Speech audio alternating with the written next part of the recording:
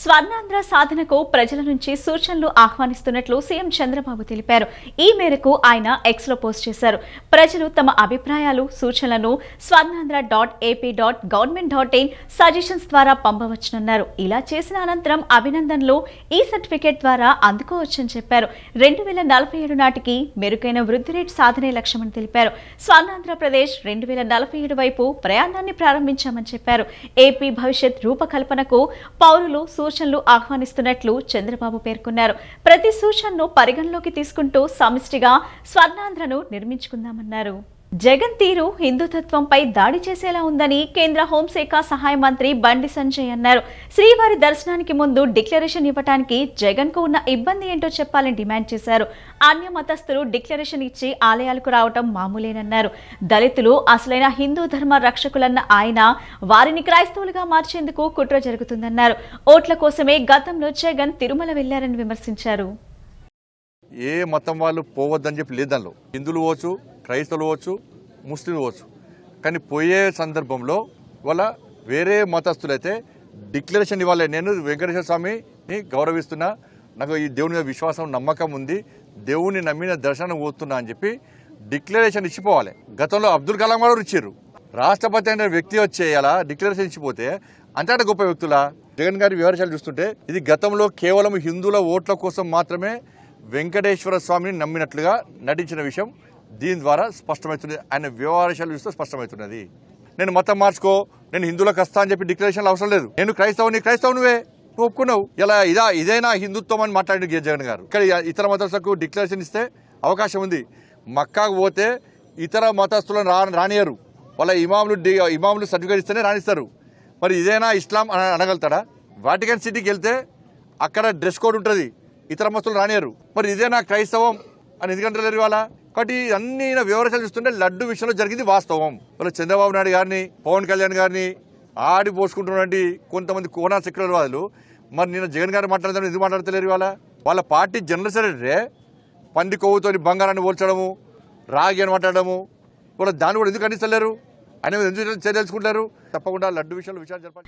ప్రభుత్వ పాఠశాలల్లో కనీస మౌలిక సదుపాయాల కల్పనపై దృష్టి సారించాలని విద్యాశాఖ మంత్రి లోకేష్ అధికారులను ఆదేశించారు. వరదల వల్ల ఉపాధ్యాయ దినోత్సవం జరుపుకోలేకపోయామన్న లోకేష్ నవంబర్ 11న నేషనల్ ఎడ్యుకేషన్ డే ఘనంగా నిర్వహించి ఉత్తమ టీచర్స్ ని సత్కరించాలని నిర్దేశించారు. ఇంటర్మీడియట్ విద్యను ప్రక్షాళన చేస్తామని మంత్రి లోకేష్ స్పష్టం చేశారు. ప్రభుత్వ పాఠశాలల్లో కనీస మౌలిక సదుపాయాల కల్పనపై దృష్టి సారించాలని విద్యాశాఖ మంత్రి లోకేష్ అధికారులను ఆదేశించారు. పాఠశాల విద్య బలోపేతానికి చేపట్టాల్సిన చర్యలపై అధికారులతో ఆయన సమీక్ష నిర్వహించారు. తొలుత పాఠశాలలను లీక్ ప్రూఫ్గా మార్చాలని సూచించారు. బెంచులు ఏర్పాటు చేసి తాగునీరు, టాయిలెట్స్ వంటివి పూర్తి స్థాయిలో కల్పించాలని నిర్దేశించారు. అవసరాన్ని బట్టి అదనపు తరగతి గదులపై దృష్టి సారించాలని తెలిపారు. ప్రభుత్వ పాఠశాలల్లో బలోపేతం, మెరుగైన ఫలితాల కోసం నవంబర్ 14న రాష్ట్ర వ్యాప్తంగా మెగా పేరెంట్ టీచర్స్ సమావేశాలు నిర్వహించి ఫీడ్బ్యాక్ తీసుకుంటామని తెలిపారు. ఈ కార్యక్రమంలో ముఖ్యమంత్రి నుంచి వార్డు మెంబర్ వరకు అందరం భాగస్వాములం అవుతామన్నారు. వరదల వల్ల ఉపాధ్యాయ దినోత్సవం జరపలేకపోయామన్న లోకేష్ నవంబర్ 11న నేషనల్ ఎడ్యుకేషన్ డే ఘనంగా నిర్వహించి ఉత్తమ టీచర్స్ని సత్కరించాలని నిర్దేశించారు. అనంతరం ఇంటర్మీడియట్ విద్యలో చేపట్టాల్సిన సంస్కరణలపై సమీక్ష నిర్వహించిన లోకేష్ వచ్చే ఏడాది నుంచి ఇంటర్ మొదటి సంవత్సరం ఎన్సీఈఆర్టీ బుక్స్ ప్రవేశపెట్టనున్నట్లు వెల్లడించారు. ప్రైవేటు ఇంటర్ కళాశాలలు అనుసరిస్తున్న విధానాలు, ప్రభుత్వ ఇంటర్ కళాశాలలు అనుసరిస్తున్న విధానాలు, ప్రభుత్వ ఇంటర్ కళాశాలల పనితీరును అధికారులు వివరించారు. జేఈఈ, నీటు, ఈఏపీ, సెట్ వంటి పోటీ పరీక్షలకు శిక్షణ కోసం విద్యార్థులకు సామర్థ్య పరీక్షలు నిర్వహించాలని సమావేశంలో నిర్ణయించారు. తిరుమలలో డిక్లరేషన్ పై సంతకం పెట్టడం ఇష్టం లేక పర్యటన రద్దు చేసుకున్న జగన్ కుంటి సాకులు చెబుతున్నారని హోంమంత్రి అనిత ధ్వజమెత్తారు. డిక్లరేషన్ ఇచ్చి తిరుమలకు వెళ్తే తల్లికి, చెల్లికి పట్టిన గతే తనకు పడుతుందని భయపడి పర్యటన రద్దు చేసుకున్నారని విమర్శించారు. ఏనాడు తిరుమల లడ్డూ తినని జగన్ నాణ్యత, రుచి గురించి మాట్లాడటం హాస్యాస్పదమన్నారు. జగన్ మానవత్వం గురించి మాట్లాడుతుంటే అందరూ నవ్వుకుంటున్నారని ఎద్దేవా చేశారు. దేశాన్ని కించపరుస్తూ మాట్లాడిన జగన్ను దేశ బహిష్కరణ ఎందుకు చేయకూడదని ప్రశ్నించారు. డిక్లరేషన్ ఇవ్వమంటే దళితుల అంశాన్ని ముడిపెట్టి మత విద్వేషాలు రెచ్చగొట్టే యత్నం జగన్ చేశాడని హోంమంత్రి అనిత దుయ్యపట్టారు. జగన్ హయాంలో టీటీడీ బోర్డు మెంబర్గా దళితులకు అవకాశం ఇచ్చారా అని మంత్రి నిలదీశారు. తెలుగుదేశం ప్రభుత్వ హయాంలో ఎస్సీ అయిన ప్రస్తుత మంత్రి డోలా బాల వీరాంజనేయ స్వామికి ఆనాడు టీటీడీ బోర్డులో అవకాశం కల్పించారని గుర్తు చేశారు. హిందూ దళితురాలైన తనకు కూడా టీటీడీ బోర్డు అవకాశం వస్తే బ్లూ మీడియాలో రాద్ధాంతం చేసి అది పోగొట్టేలా చేసింది జగనేనని విమర్శించారు. జగన్ చెప్పే మానవత్వం గురించి అతని తల్లి చెల్లిని చూస్తేనే అందరికీ అర్థమవుతుందన్నారు. దేశాన్ని కించపరుస్తున్న జగన్ను దేశ బహిష్కరణ ఎందుకు చేయకూడదని ప్రశ్నించారు. సెల్ఫ్ గోల్స్తో తనని దేశ బహిష్కరణ చేయాల్సిన పరిస్థితి జగనే తెచ్చుకున్నాడని అన్నారు. జగన్కు ప్రసాదం ఇస్తే టిష్యూ పేపర్లో చుట్టి పక్కన పెట్టేయడం, అక్షింతలు వేస్తే తల దులిపేసుకోవటం లాంటి సందర్భాలు ఎన్నో చూశామన్నారు. నిన్న జగన్ తిరుమల పర్యటన సందర్భంగా ఒక్కరినైనా బైండ్ ఓవర్ చేశామా లేక గృహ నిర్బంధం చేశామా అని నిలదీశారు. శాంతి భద్రతల పరిరక్షణకు సాధారణంగా అమల్లోకి తెచ్చే సెక్షన్ 30 యాక్ట్ తెస్తే అది కూడా తనకే జారీ చేసినట్లు జగన్ కథలల్లాడని దుయ్యపట్టారు. జగన్మోహన్ రెడ్డి గారు మెట్లు ఎక్కి వస్తారు తిరుపతి దర్శనానికి అని మాట్లాడారు. అది కట్ చేస్తే కాదు, నా కాలినడకని కాదు, దర్శనానికి వస్తారు అన్నారు. ఇదంతా జరుగుతుంది. ఓకే, దర్శనానికి వస్తే రప్పించుదాము, కూర్చోబెట్టి అన్ని గౌరవ మర్యాదలు ఇచ్చి డిక్లరేషన్ మీద సంతకం పెట్టించుకొని అతన్ని తీసుకెళ్ళి దర్శనానికి పంపిద్దామని చెప్పి ఆలయ అధికారుల దగ్గర నుంచి భద్రత దృష్ట్యా పోలీస్ డిపార్ట్మెంట్ వాళ్ళు అందరూ కూడా అతను రాటుకని ఆహ్వానించారు. ఆల్ ఆఫ్ సడన్ అతనికి ఇష్టం లేకనో లేకపోతే ఇంట్లోంచి బయటికి తల్లి చెల్లికి పట్టిన గతి పడతాదని భయం వేసో తెలియదు, కానీ ఆటోమేటిక్గా లాస్ట్ మినిట్లో అయితే నేను వెళ్ళట్లేదు అని చెప్తూ కుంటి సాకులు చెప్పే పరిస్థితి వచ్చింది. ఏంటా కుంటి సాకులు అంటే డైరెక్ట్గా బయటకు వచ్చి మాకు నోటీసులు ఇచ్చారు అన్నారు. ఇందులో ఏదో అతనికి ఏదో నోటీసులు ఇచ్చామని చెప్పి మాట్లాడి ప్రజలకి ఒక రాంగ్ పర్సెప్షన్ క్రియేట్ చేయడానికని చాలా విశ్వ ప్రయత్నాలు చేశాడు జగన్మోహన్ రెడ్డి. నేనేమంటానంటే జగన్మోహన్ రెడ్డికి సూటిగా అడుగుతున్నా, జగన్మోహన్ రెడ్డికే కాదు వాళ్ళ తాలూకా నాయకులందరికీ కూడా, ఒక్క బైండ్ ఓవర్ అయినా మేము చేసామా? ఒక్క నాయకుడినైనా హౌస్ అరెస్ట్ చేసామా? ఒక్క నాయకుడినైనా ప్రివెంటివ్ అరెస్ట్ చేసామా? ఒక్క నాయకుడి ఇంటి దగ్గర పోలీస్ పహారా ఏమైనా ఉందా? కనీసం ఎక్కడైనా మీకు ఆయన ఎయిర్పోర్ట్లో నుంచి దిగిన తర్వాత మళ్ళీ అక్కడికి వెళ్ళినంత వరకు కూడా అతనికి భద్రత నిమిత్తం ఉండే పోలీసులు తప్పించి పోలీసులు భారీగా మోహరించిన పరిస్థితులు ఏమైనా ఉన్నాయా? తిరుపతి దేవస్థానానికి బ్రహ్మోత్సవాల టైంలో రాజకీయ నాయకులే కాదు, సుప్రీంకోర్టు జడ్జెస్, వివిధ విఐపీలు అందరూ వస్తారు. ఆ భద్రత కూడా మాదే బాధ్యత. ఆ భద్రత నేపథ్యంలో మేమందరం కూడా ఎట్టి పరిస్థితుల్లోని శాంతి భద్రతలు విఘాతం కలిగించకూడదని చెప్పి నోటీసులు ఇస్తే దాన్ని ఈ రకంగా మాట్లాడి టాపిక్ని డైవర్ట్ చేయడానికి నోటీసుల వైపు తీసుకొచ్చాడు. ఇతగాడు మళ్ళీ మేమేదో డైవర్షన్ పాలిటిక్స్ చేస్తున్నామని మాట్లాడతాడు. శ్రీరామ్ ఫైనాన్స్ ఆధ్వర్యంలో విజయవాడ పీవీపీ మాల్లో 2 రోజుల పాటు జరగనున్న 2 వీలర్ లోన్ అండ్ ఎక్స్చేంజ్ మేళాను ఎమ్మెల్యే గద్దె రామ్మోహన్ ప్రారంభించారు. ఉద్యోగులే యజమానులుగా వ్యవహరిస్తూ లాభాపేక్ష లేకుండా ప్రజలకు లబ్ధి చేకూరే విధంగా శ్రీరామ్ ఫైనాన్స్ పనిచేస్తుందని పేర్కొన్నారు. విజయవాడ వాసులు ఈ మేళాను వాహన కొనుగోలుదారులు సద్వినియోగం చేసుకోవాలని సూచించారు. విజయవాడ పీవీపీ మాల్లో శ్రీరామ్ ఫైనాన్స్ ఆధ్వర్యంలో 2 wheeler loan and exchange Mela ఏర్పాటు చేశారు. ఈ మేళాను ఎమ్మెల్యే గద్దె రామ్మోహన్ ప్రారంభించారు. అనంతరం ఆయన మాట్లాడుతూ దసరా, దీపావళి, క్రిస్మస్, సంక్రాంతి పండుగల నేపథ్యంలో శ్రీరామ్ ఫైనాన్స్ ఆధ్వర్యంలో 2 wheeler loan and exchange Mela నిర్వహించడం అభినందనీయమన్నారు. అన్ని కంపెనీల సహకారంతో ఈ భాగస్వామ్యంతో ఇలాంటి ఎగ్జిబిషన్లు నిర్వహించడం వల్ల వాహన కొనుగోలుదారులకు మేలు జరుగుతుందన్నారు. ఉద్యోగులే యజమానులుగా వ్యవహరిస్తూ లాభాపేక్ష లేకుండా ప్రజలకు లబ్ధి చేకూరుస్తున్నారని అన్నారు. ప్రజల్లో కూడా కొనుగోలు శక్తి పెరిగే రోజులు ఇవి.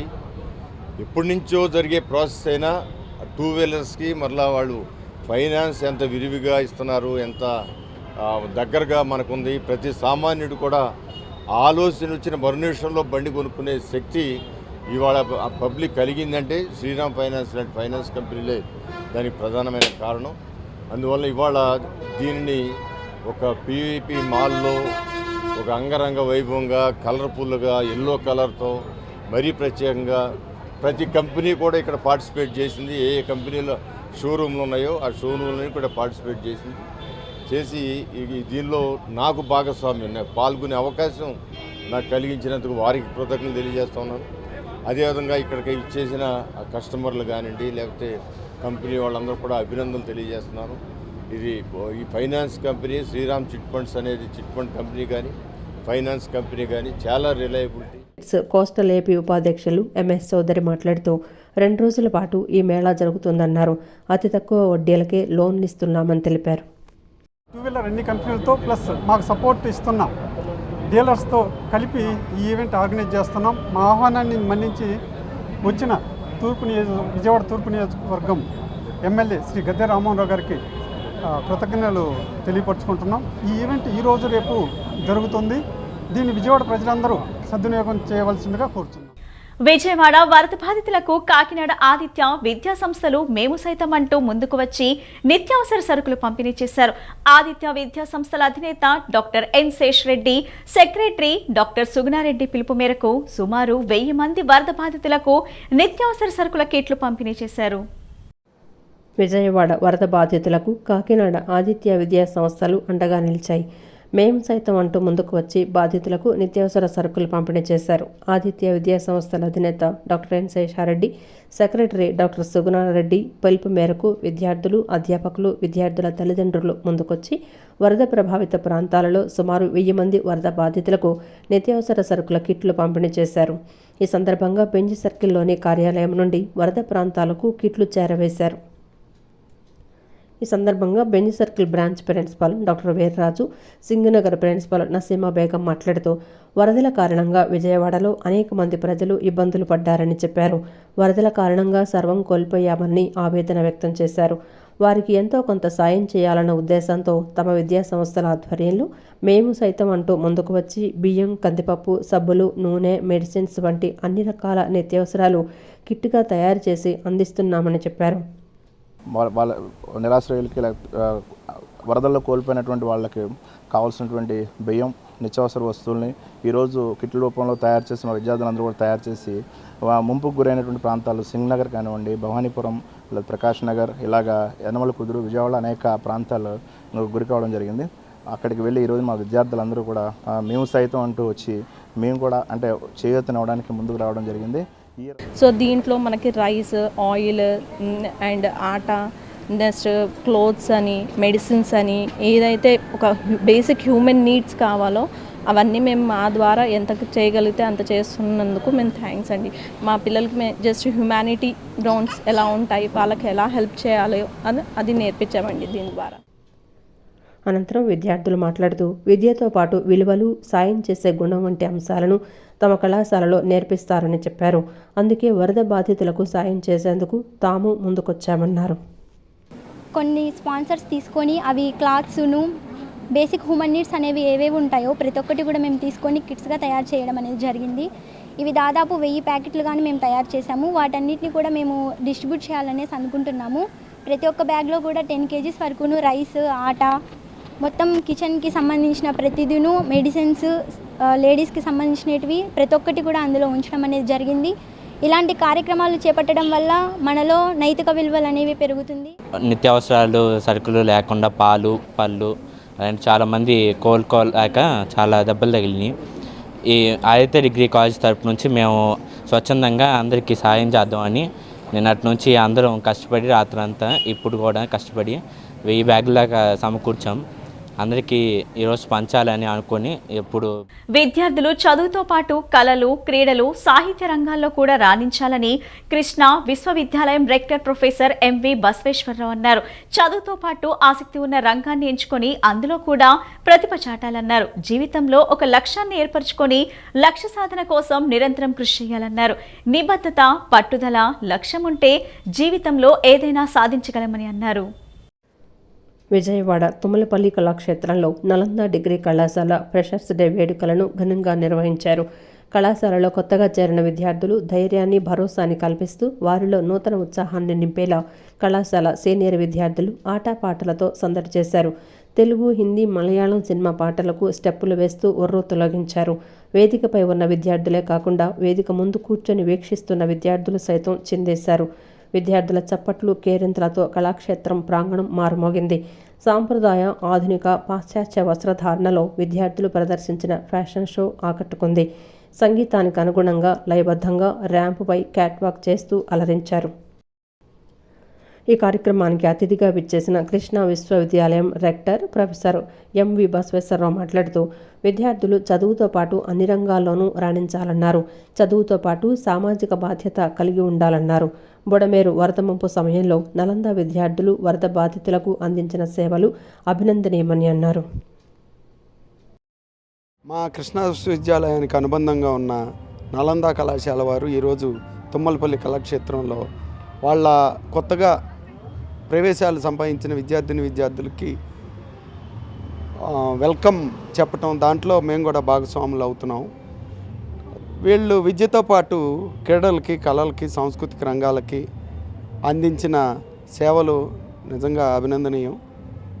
మొన్న మన ప్రకృతి విలయ తాండవంలో మన విజయవాడ నగరం అల్లాడినప్పుడు నలంద విద్యార్థులు వాళ్ళు స్వయంగా రంగంలోకి దిగి సేవలు అందించిన సేవలు కూడా ఈరోజు చూపించారు.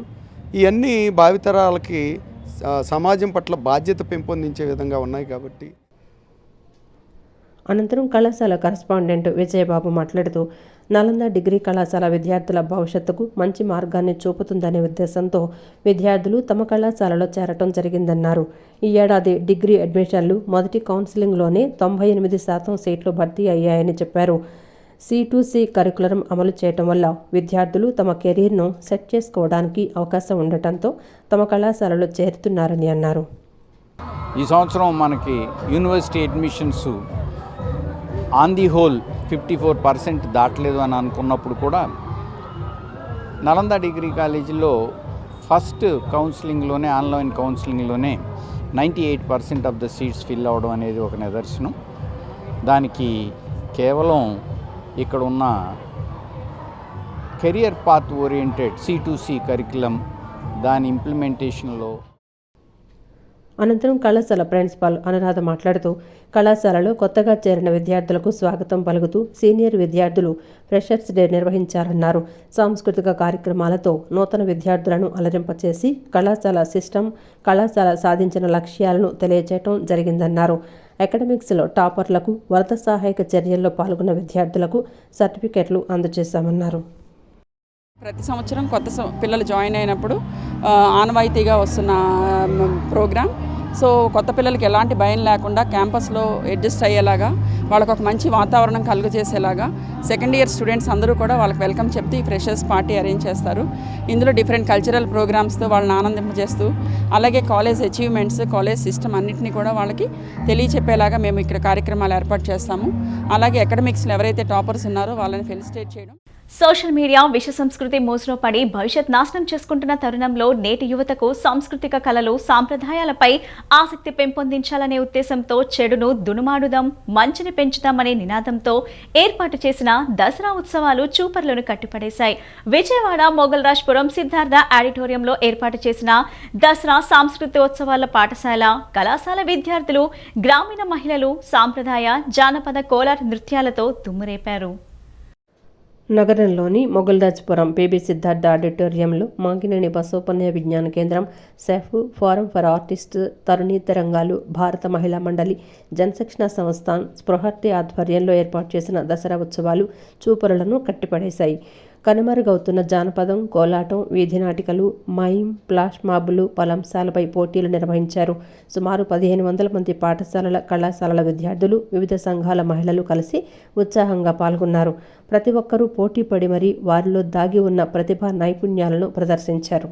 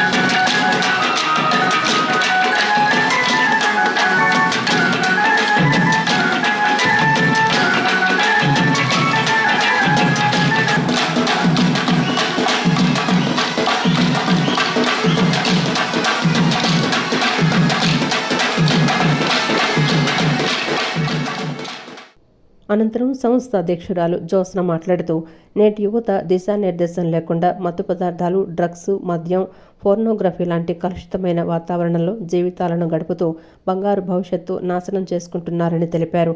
యువత సన్మార్గంలో నడిపించాలనే ఉద్దేశంతో దసరా ఉత్సవాల పేరిట సాంస్కృతిక నృత్య నాటక పోటీలు నిర్వహించామని తెలిపారు. అకాడమిక్ పోరాటాలు నిర్వహిస్తూ ఉన్నాం. దీంట్లో మేము వాళ్ళ వక్తృత్వం, అట్లాగే debate, personality contest, mime, monologue, street play, కోలాటం, ఫ్లాష్ మాబు తదితర పోటీలు నిర్వహిస్తూ ఉన్నాము. దీంట్లో మా ప్రధాన ఉద్దేశం ఈ రోజున పిల్లలు, ముఖ్యంగా కాలేజీ విద్యార్థులు ఒక దిశానిర్దేశం లేకుండా వాళ్ళ జీవితాన్ని గడపడం అనేది జరుగుతోంది.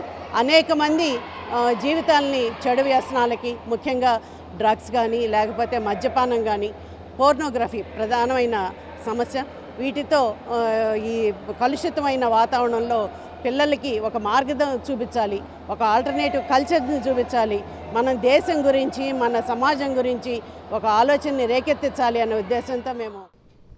అనంతరం కోలాటం ముస్తాబాద్కు చెందిన దాసాంజనేయ కోలాట భజన సమాజం గురువు చిట్టూరి చెన్నకేశవ్ మాట్లాడుతూ గ్రామీణ పట్టణ చిన్నారులు, యువత, మహిళలు శిక్షణ ఇస్తూ అంతరించిపోతున్న కోలాటం, తాళం భజన, చెక్క భజనలకు జీవం పోస్తున్నట్లు తెలిపారు. తమ తాతల కాలం నుంచి కోలాటం శిక్షణ ఇస్తున్నట్లు తెలియజేశారు. చాలా ఆనందంగా ఉంది.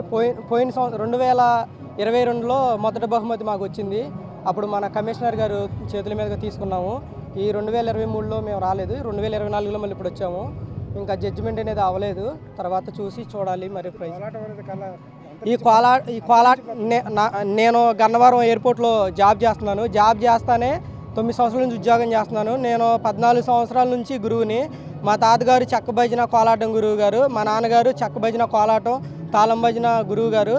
అట్టగా వాళ్ళు చూస్తా పెరిగి నేను కూడా ఆ కళనే అంతరించిపోతుందని చెప్పి నేను కూడా ఉద్యోగం వస్త్ర ప్రపంచంలో తనదైన ముద్ర వేసిన చెన్నై షాపింగ్ మాల్ నూతన షోరూం విజయవాడ బందర్ రోడ్లో ప్రముఖ హీరోయిన్ శ్రీలీల చేతుల మీదుగా లాంఛనంగా ప్రారంభమైంది. చెన్నై షాపింగ్ మాల్ ప్రత్యేకమైన అధునాతన కలెక్షన్స్తో ఆకట్టుకుంటుందని, ప్రతి ఒక్కరూ సందర్శించాలని ఆమె ఆకాంక్షించారు. చెన్నై షాపింగ్ మాల్ ప్రత్యేకతే వేరని, వీరి వద్ద శారీస్ కలెక్షన్ చాలా బాగుందని ఆమె వెల్లడించారు. విజయవాడ బందర్ రోడ్డులో చెన్నై షాపింగ్ మాల్ నూతన షోరూంని హీరోయిన్ శ్రీలీల లాంఛనంగా ప్రారంభించారు. ముందుగా మంత్రి పార్థసారథి, ఎమ్మెల్యే గద్దె రామ్మోహన్ రావులు నూతన షోరూంను సందర్శించారు. ఈ సందర్భంగా హీరోయిన్ శ్రీలీల మాట్లాడుతూ చెన్నై షాపింగ్ మాల్ తన చేతుల మీదుగా ప్రారంభోత్సవం చేయడం చాలా సంతోషంగా ఉందన్నారు. విజయవాడలో చాలా షోరూములు ప్రారంభించారని చెప్పారు. కానీ చెన్నై షాపింగ్ మాల్ ప్రత్యేకత వేరని, వీరి వద్ద శారీస్ కలెక్షన్ చాలా బాగుంటుందన్నారు. మా అమ్మకి పట్టుచీరలంటే చాలా ఇష్టమని, అందుకే తాను కూడా పట్టుచీరలు కట్టుకుంటానని చెప్పారు. లైట్ వెయిట్ ఉన్న పట్టుచీరలంటే చాలా ఇష్టమని, సందర్భానుసారంగా డ్రెస్సింగ్ స్టైల్ ఉంటుందన్నారు. రవితేజతో తన కొత్త సినిమా ప్రారంభం కానుందని, తమిళం, కన్నడ భాషల్లో కూడా నటించనున్నానని అన్నారు.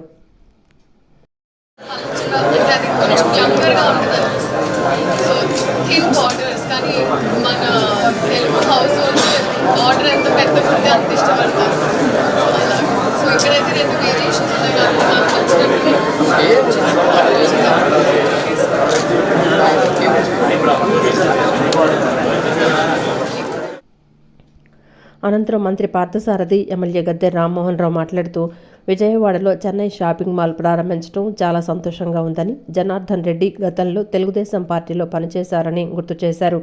ఎమ్మెల్యేగా కూడా 2 సార్లు గెలిచారని చెప్పారు. జనార్దన్ రెడ్డి ఈరోజు చెన్నై షాపింగ్ మాల్ నూతన షోరూం విజయవాడలో ప్రారంభించడం సంతోషంగా ఉందన్నారు. చంద్రబాబు నాయుడు అధికారంలోకి వచ్చాక అన్ని శుభపరిణామాలేనని అన్నారు. ఇలాంటి షోరూములు పెట్టడం వల్ల యువతకు ఉపాధి అవకాశాలు దొరుకుతాయన్నారు. సుమారుగా చెన్నై షాపింగ్ మాల్లో 500కు పైగా వర్కర్లు పనిచేస్తున్నారని, ఇలాంటి షోరూములు ఉంటే యువతకు ఉద్యోగాలకు కొరత ఉండదన్నారు. ఈరోజు విజయవాడలో ఓపెన్ చేయడం చాలా సంతోషదాయకం. మరి సందర్భంగా వారిని ప్రత్యేకంగా అభినందిస్తూ ఈ వ్యాపారం దినదినాభివృద్ధి చెందాలని చెప్పేసి నేను మనసారా భగవంతుని ప్రార్థిస్తూ ఉన్నాను. మరి ఒక 3-4 నెలల నుంచి మన రాష్ట్రంలో చూస్తే ఒక పాజిటివ్ ఫీల్, ఈ రాష్ట్రంలో వ్యాపారం చేయాలి, పరిశ్రమలు కానివ్వండి, షోరూమ్స్ కానివ్వండి, లేకపోతే బిల్డర్స్ కానివ్వండి, అందరూ కూడా బారులు కడుతున్న పరిస్థితులు కనబడతా ఉన్నాయి. మొన్న నేను ఎయిర్పోర్ట్లో డైరెక్టర్ని అడిగాను, ఈ 3 monthsలో అంటే గవర్నమెంట్ వచ్చిన తర్వాత మీ ప్యాసింజర్స్ ఏమైనా పెరిగారా అంటే దాదాపు మోర్ దెన్ 120% పెరిగారండి. ఇవాళ ఈ షాప్ మాల్స్ ఎంతోమంది ఎంప్లాయీస్ ఉన్నారు. మరి ఒక్కొక్క ఎంప్లాయీ ఒక కుటుంబం దీని మీద ఆధారపడి ఉపాధి పొందినప్పుడు దాని ద్వారా మన జీడిపి కూడా పెరుగుతుంది. ఎప్పుడూ కూడా నారా చంద్రబాబు నాయుడు గారు అనుకున్నట్టుగా ఇలాంటి షాపింగ్ మాల్స్, హోటల్స్, రాత్రి హోటల్స్ని ఇండస్ట్రీగా డిక్లేర్ చేయడం జరిగింది. ఒక ఇండస్ట్రీకి ఇచ్చే రైతులన్నీ కూడా ఒక హోటల్ కడితే ఇచ్చే అవకాశం. ఇవన్నీ కూడా వ్యాపారాలు పెరిగితే అనేక మందికి ఉపాధి వస్తే ఆ ఉపాధి ద్వారా పేదరికం నుంచి పేదలు బయటపడే అవకాశం ఉందని ఒక కాన్సెప్ట్. మరి ఈ రోజున ఈ షాపింగ్ మాల్ని ఏర్పాటు చేసినందుకు జనార్దన్ రెడ్డి గారు మనస్ఫూర్తిగా. అనంతరం చెన్నై షాపింగ్ మాల్ అధినేత జనార్దన్ రెడ్డి మాట్లాడుతూ ఇప్పటి వరకు రాష్ట్ర వ్యాప్తంగా 19 షాపింగ్ మాల్ ప్రారంభించామని, కస్టమర్ టేస్టుకు అనుగుణంగా వస్త్రాలను దగ్గరుండి నేయిస్తున్నామన్నారు. 99 రూపాయల నుండి 3 లక్షల రూపాయల వరకు చెన్నై షాపింగ్ మాల్లో ప్రతి ఒక్కరూ షాపింగ్ చేసే విధంగా రేట్లు అందుబాటులో ఉంటాయన్నారు.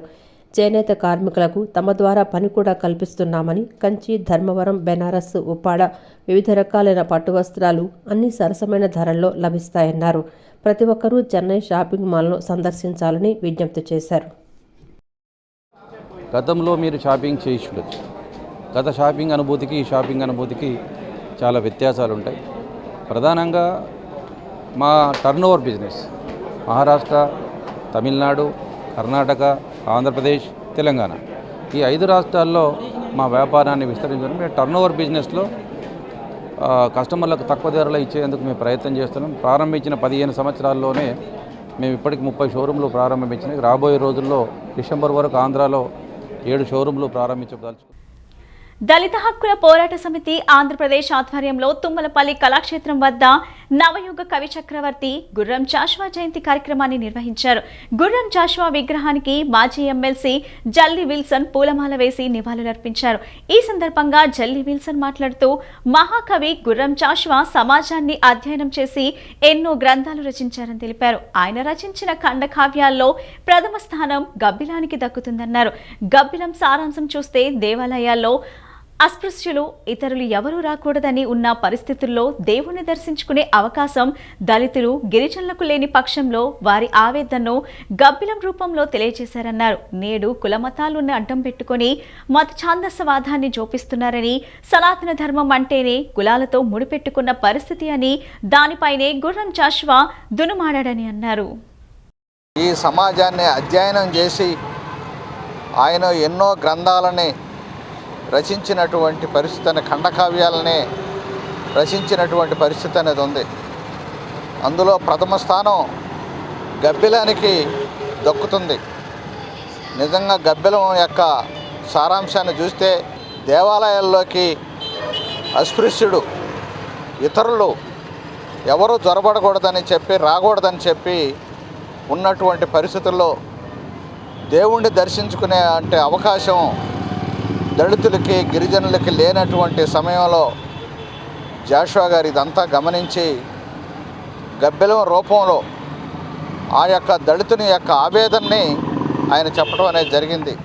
విజయవాడ ఎనికేపాడులోని వెంకటేశ్వర స్వామి వారిని రూరల్ వైఎస్ఆర్సీపీ నాయకులు గొల్లపూడి మార్కెట్ యార్డ్ మాజీ చైర్మన్ కొమ్మ కోటేశ్వరరావు, వైఎస్ఆర్సీపీ రాష్ట్ర సంయుక్త కార్యదర్శి రామిశెట్టి వెంకటేశ్వరరావు, గౌడ కార్పొరేషన్ మాజీ అధ్యక్షులు మాధు శివరామకృష్ణ, వైఎస్ఆర్సీపీ రూరల్ మండలం పార్టీ అధ్యక్షులు శీలం రంగారావు, ఎనికేపాడు సర్పంచ్ రాచమల్ల పూర్ణచంద్రరావు, జెడ్పీటీసీ సువర్ణరాజు, సమ్మెట సాంబశివరావులు కలిసి దర్శించుకొని ప్రత్యేక పూజలు నిర్వహించారు.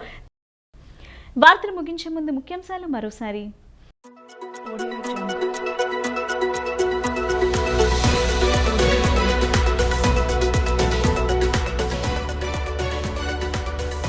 స్వర్ణాంధ్ర సాధనకు ప్రజల నుంచి సూచనలు ఆహ్వానిస్తున్నట్లు ప్రకటించిన సీఎం చంద్రబాబు, ప్రజలు తమ అభిప్రాయాలు, సూచనలను ప్రభుత్వ వెబ్సైట్ swarnandhra.ap.gov.in ద్వారా